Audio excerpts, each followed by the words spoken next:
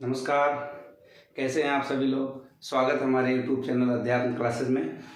जैसा कि हम आपको बता रहे हैं कि हम NCERT की सीरीज चला रहे हैं जिसमें हम 9th क्लास की मैथमेटिक्स अभी शुरू किए हैं। तो उसमें हमने परिमेय संख्या को बताया और उससे संबंधित दशमलव में जाकर के शांत अशांत दशमलव बताया, उसमें आवर्ती अनावर्ती ये चीज़ें बताने के बाद हम पहुंच चुके हैं अपरिमेय संख्या पर, जो कि बहुत ही महत्वपूर्ण टॉपिक है।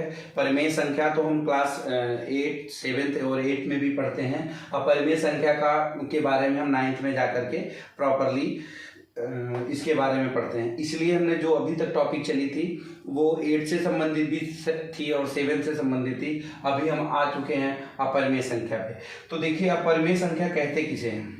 देखिए, परिमेय संख्या तो कहते हैं जिसको हम P बाई Q के रूप में लिख सकते हैं, और P और Q बिलोंग्स टू Z। मतलब P और Q क्या हो, एक पूर्णांक संख्या हो और एक साथ इसके और कंडीशन लगी थी, Q is not equal to 0। ये क्या था, परिमेय संख्या थी। क्या थी, परिमेय संख्या। इसको हम पढ़े थे और हमने पीछे के वीडियो में देख रखा है कि कैसे ऐसी संख्या जो जैसे 2.13 बार, इसको भी हमने P बाई Q के रूप में बदला, और उसके बाद 4.32 बार, इसको भी हमने P बाई Q के रूप में बदला। 0.32 बार, इसको भी हमने P बाई Q के रूप में बदला, और 0.321 बार, इसको भी हमने P बाई Q के रूप में बदला।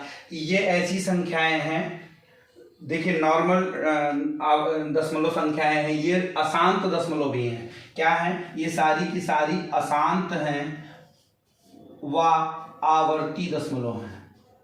आवर्ती दशमलव हैं। आवर्ती का मतलब होता है रिपीटिंग।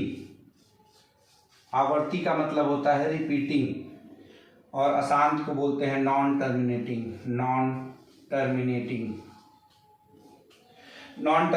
रिपीटिंग था। इसमें क्या था कि पॉइंट के बाद एक संख्या, कुछ आगे चलने के बाद एक संख्या बार बार रिपीट होती है, उसको हम आवर्ती दशमलव, अशांत और आवर्ती दशमलव कहते हैं। अब इसी में एक ऐसी संख्या आती है जिसको अब इसी से कंपेयर करके ही बताते हैं, जिसको हम बोलते हैं जैसे 0.20110001000001।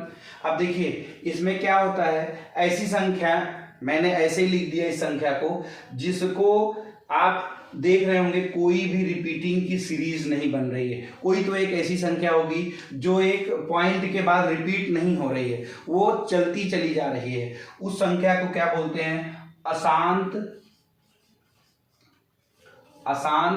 अनावर्ती बोलते हैं। नॉन टर्मिनेटिंग नॉन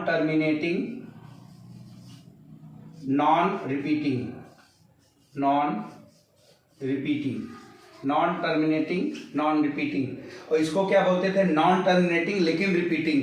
तो इसको हम P बाई Q के रूप में बदल लेते हैं। लेकिन ऐसी संख्या जो अशांत अनावर्ती हो, मतलब नॉन टर्मिनेटिंग नॉन रिपीटिंग हो, ऐसी संख्या को हम क्या बोलते हैं, अपरिमेय संख्या बोलते हैं। क्या बोलते हैं, अपरिमेय संख्या।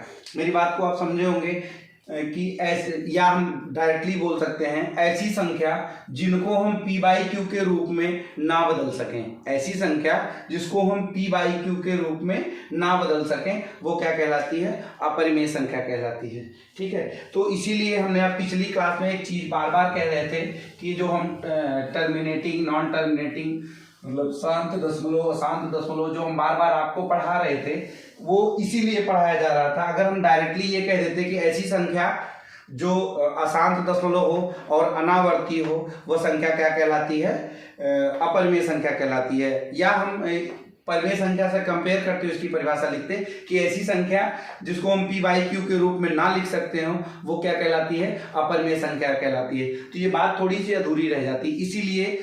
और दशमलव का जो पॉइंट हमने आपको क्लियर कराया है शांत दशमलव और शांत दशमलव में, वो टॉपिक आपको कंपटीशन के सवालों में जरूर से जरूर, कोई भी वनडे एग्जाम हो उसमें जरूर मिलती है। ठीक है, तो उस चीज को भी समझना जरूरी था आपके लिए। तो इसमें हम कुछ संख्याएं लेंगे, जैसे √2। अब ये पूछ लिया गया कि √2 कैसी संख्या है, परिमेय है कि अपरिमेय है। बोल दिया गया √4, √5, √3, √7, ऐसी संख्याओं के बारे में आपसे पूछा गया कि बताइए परिमेय है कि अपरिमेय है। तो ऐसी संख्याओं को हम पहली बात परिभाषा आपको समझ में आ गई होगी। ऐसी संख्या जिसको हम पी बाई क्यू के रूप में नहीं लिख सकते हो, ऐसी संख्या जो नॉन रिपीटिंग, नॉन टर्मिनेटिंग और नॉन रिपीटिंग हो नंबर्स हो, वो क्या कहलाते हैं, वो अपरिमेय संख्या कहलाते हैं। अब हम अगली क्लास में आपको ये चीज डिस्कस करके बताएंगे कि ये संख्या क्यों हमारी अपरिमेय संख्या है। ठीक है, ये हमारी अपरिमेय नहीं है, ये ध्यान रखिएगा, ये अपरिमेय नहीं है, ये परिमेय संख्या है। क्या है, परिमेय संख्या है। ठीक है, ये भी हम बताएंगे ये परिमेय संख्या क्यों है और ये अपरिमेय संख्या क्यों है।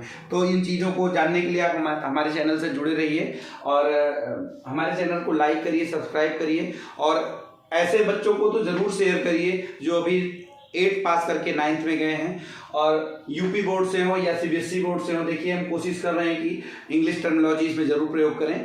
तो ऐसे बच्चों को ये हमारी वीडियो ज़रूर शेयर करें और उनसे बताएं कि इस चैनल से जुड़ें। हम इसमें स्टेप बाय स्टेप प्रश्नावली और विद एग्जाम्पल सारी चीज़ें क्लियर कराएंगे। ठीक है, तो हमारे चैनल से जुड़े रहिए। बहुत बहुत धन्यवाद। जय हिंद।